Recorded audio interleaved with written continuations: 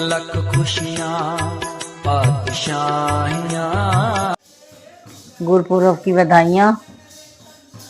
प्रभात फेरी आई है, प्रभात फेरी का लास्ट दिन है, तो मैंने भी बोला थोड़ी देर मेरे घर में भी आके पैर रख जाओ, एक आध भजन बोल जाओ। अंदर आ नहीं रही है, पर मैंने इनको जबरदस्ती बुलाया है, रिक्वेस्ट की है, तो अब अंदर आ रही है। एक दो भजन बोलेंगी, मेरे घर में भी रौनक आ जाएगी। आज मुल्तानियों का व्रत भी होता है ना, तो अभी अभी हम सरगी करके बैठे हैं। अब देखो ये भजन बोल रही है, तो कितनी रौनक आ गई है घर में। अब इसके बाद ये फिर दूसरी जगह जाएंगी, अभी फिलहाल मेरे घर में है। और अभी अभी हम बैठे हैं फ्री होके, तो आ गई। अब हम इसके बाद तैयारी करेंगे। देखो किचन में आज रात की तैयारी करनी है हमने। साग बनाना है, क्योंकि साग और मक्की की रोटी से हमारा व्रत खुलता है।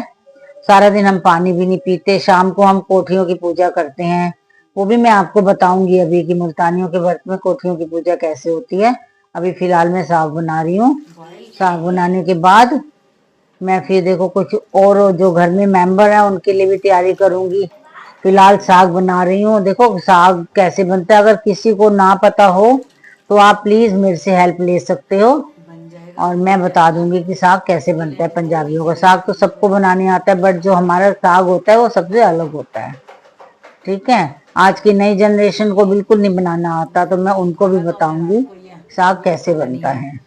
अब हमारा साग बन के तैयार हो रहा है, मैं नाश्ते की तैयारी कर रही हूँ। बाकी लोग हैं जिनका व्रत नहीं है, उनके लिए भी तो नाश्ता बनाना है। हमारा काम क्या है, गृहिणियों का किचन में ही लगे रहना और सबका ध्यान रखना। अपना फास्ट है, फिर भी हम दूसरों का ध्यान रखते हैं।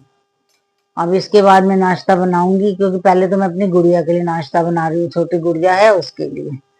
वो नाश्ते में बहुत नखरे से खाती है। देखो कितने नखरे से खाना खा रही है और कितने नखरे दिखा रही है, कितना तंग कर रही है। उसको नहीं पता ना कि दादी का व्रत है, दादी को तंग ना करे। अब हम आ गए अपनी कोठियों की पूजा में। उंगली से करके शाम के 4 बज रहे हैं, हम कोठियों की पूजा कर रहे हैं। देखो आप किसी को नहीं पता तो मैं उनको भी बता दूंगी पूजा क्या होती है। कार्तिक मास के लास्ट दिन में पूजा की जाती है, कोठियां बनाई जाती हैं, फिर इनकी पूजा की जाती है। मैं अपनी बहू और अपनी भाभी के साथ कोठियों की पूजा कर रही हूँ।